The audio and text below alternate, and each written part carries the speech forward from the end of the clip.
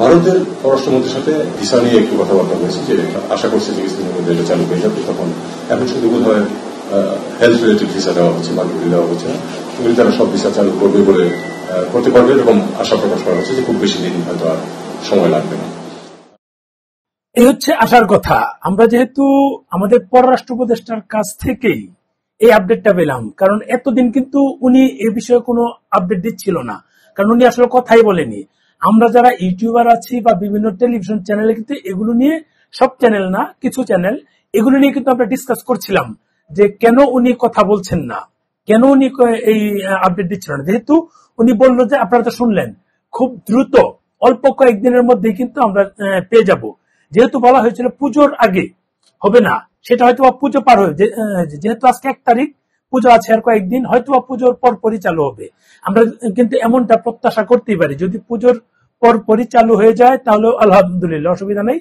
উনি যেটা বলেছে পুরো ভিডিও তো আর দেয়নি, এই মাসেই তাদের একটা আছে, এই মাসেই চালু করে দিবে। আমরা উভয় পক্ষ একমত হয়েছে যে আমাদের পরস্পরের সাথে সুসম্পর্ক প্রতিষ্ঠা করা প্রয়োজন নিজেদের স্বার্থে। এটাতে বাংলাদেশের স্বার্থ আছে, এটাতে ভারতের স্বার্থ আছে। কাজেই আমরা এই লাইনেই কথাবার্তা বলেছি এবং ইমিডিয়েটলি তো সর্বোচ্চ পর্যায়ে যোগাযোগ সম্ভব হয়নি, কারণ আমাদের চিফ অ্যাডভাইজার যেদিন পৌঁছেছেন তার আগের দিনই চলে এসেছেন ভারতের প্রধানমন্ত্রী। ইয়াতেও কমনওয়েলথ হেডস অফ গভর্নমেন্ট মিটিংয়েও কোনো সুযোগ সৃষ্টি হবে না, এরকম কথাবার্তা হয়েছে। মূল বিষয়টা হচ্ছে ওনাদের নিরাপত্তা। ওই আমাদের পররাষ্ট্র উপদেষ্টা ভারতের পররাষ্ট্রমন্ত্রীর সঙ্গে যে আলোচনা করেছে, ভারতের পররাষ্ট্রমন্ত্রী বলেছে যে নিরাপত্তা বিষয়টা, যেহেতু বাংলাদেশ থেকে যারা ভিসা ইস্যু করে বাংলাদেশিদের জন্য, তারা কিন্তু ম্যাক্সিমাম লোক ভারতে চলে গিয়েছে, ম্যাক্সিমাম না, আপনার 95% ভারতে চলে গিয়েছে।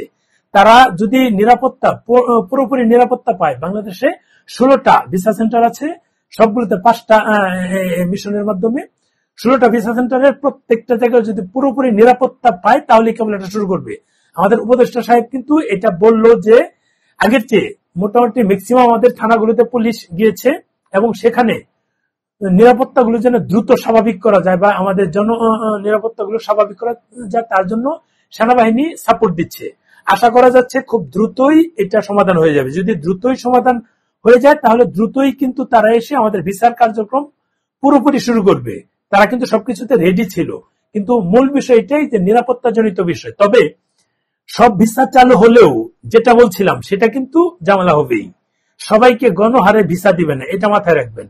আর আমি আমার যেটা দৃষ্টিকোণ জানি বুঝি, যারা ভারত বিরোধিতা করে তারা দয়া করে ভারতের ভিসার জন্য আবেদন করবেন না। এখন একটা বিষয়, আমাকে দালাল বলুন, কোনো অসুবিধা নাই, আমি দালাল এখন বললে খারাপ ভাবে বলতে হয়।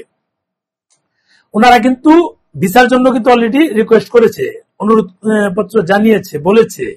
আপনাদের যারা মাথা, যাদেরকে নিয়ে আপনারা নাচানাচি করছেন, তারা কিন্তু ভিসার জন্য অলরেডি বলছে। কারণ আমি এর আগেও বলেছি, তারা যেহেতু সরকারে আছে, প্রত্যেকটা জনগণের, আমাদের গত বছর 4 লক্ষ মেডিকেল ভিসা দিয়েছে, এবছর যেটা প্রায় 2.5 লক্ষের মতো আগস্ট পর্যন্ত হয়েছে।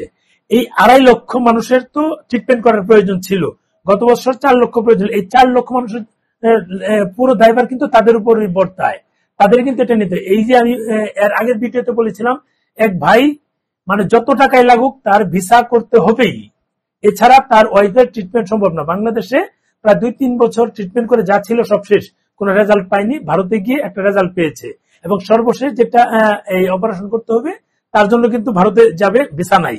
এরকম কিন্তু মানে প্রতি বছর যদি 4 লক্ষ হয়, 4 লক্ষ পরিবারের কিন্তু ওখানে যেতে হচ্ছে ট্রিটমেন্ট করার জন্য। 4 লক্ষের মধ্যে যদি চিকিৎসার অভাবে মানে 50,000 লোক মারা যায়, সেটা কিন্তু পুরোপুরি দায়ভার এই গভর্নমেন্টে নিতে হবে। এটা কিন্তু গভর্নমেন্ট বুঝে। আপনারা যারা চিল্লান, মানে বাঙালিরা চিল্লাই বেশি, বুঝে কম।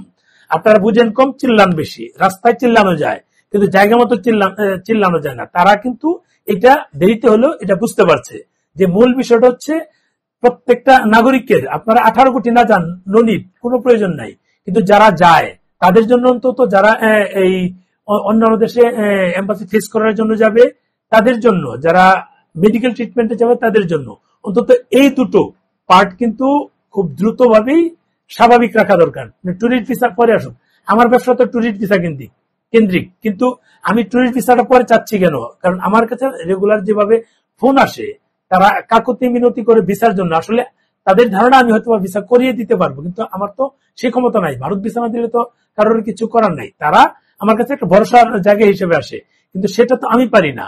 এখন যদি তাদের যদি অ্যাভেলেবেল ভিসা হয়, আমি একটা মানসিক প্রশান্তি পাবো, শান্তি পাবো। অনেক রুগী আছে তাদের এমার্জেন্সি বেসিসে তাদের ট্রিটমেন্ট করার জন্য যেতে হবে, তারা যেতে পারছে না। এরকম বহু লোকজন আছে, অনেকের বাচ্চা আছে ট্রিটমেন্ট করতে যাবে।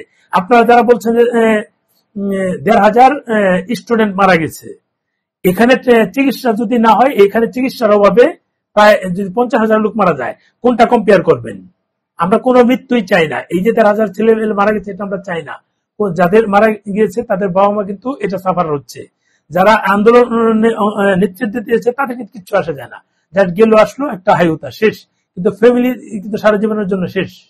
এরকম এই 4 লক্ষ লোক যদি প্রতি বছর ট্রিটমেন্ট করতে যায়, এখান থেকে যদি 1,000 লোক যদি আল্লাহ না করুক চলে যায় চিকিৎসার অভাবে, তাহলে বিষয়টা কি দাঁড়াচ্ছে? পুরোটা তো এই সরকারের উপর চলে আসার কথা। যাক, এই সরকার যেহেতু মানে অন্তত বুঝতে পারছে তারা অনির্বাচিত সরকার হোক, জনগণের পুরো দায়ভার কিন্তু এখন তাদের উপরই। আমরা কিন্তু পুরোটাই তাদের উপর নির্ভর করছি। তারা যেহেতু এদিক দিয়ে পজিটিভ, আলহামদুলিল্লাহ, এটা আমাদের জন্য ভালো একটা খবর। ভিডিওটা শেয়ার দিয়েন। এই কারণে এই তথ্যটা খুবই দরকার, খুবই জরুরি। অনেকেই প্রশ্ন করছে, অনেকে ফোন দিচ্ছে, সেগুলো মানে যদি শেয়ার না দেন সবার কাছে পৌঁছাবে না। অনেকে কিন্তু আশাহত, অনেকে আছে যে কি করবে কি না করবে। এরকম একটা আপডেট যদি খবর সবাই পায়, সবারই ভালো লাগবে। ভালো থাকবেন।